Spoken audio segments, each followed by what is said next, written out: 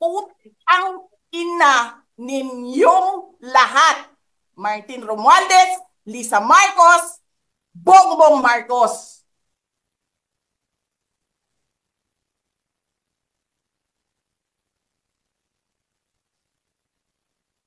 Ginigit-git nyo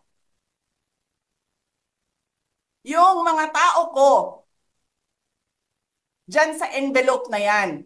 Lisa Marcos, naalala mo? Nagpadala ka sa akin ng video.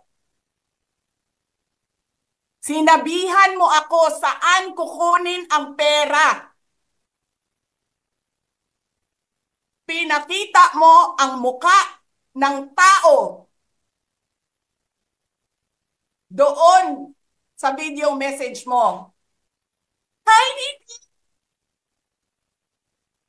This is she's been working with us for the longest time. We trust her. You sent me written instructions about money. Millions a month. Anong nakalagay doon sa envelope? DepEd. Anong ginawa ko? Binigay ko sa DepEd. Putak na mukha.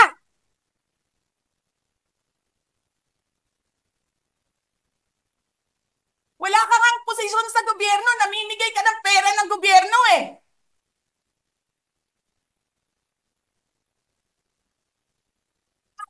Sisirain mo yung tangal ng mga kasama ko sa Office of the Vice President.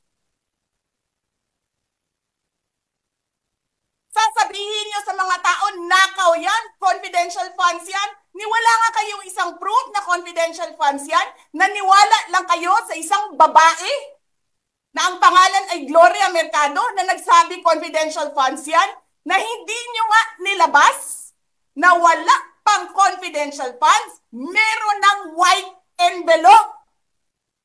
Kasi 2022 pa lang, tangina mo ka, may utos na ng pera sa DepEd.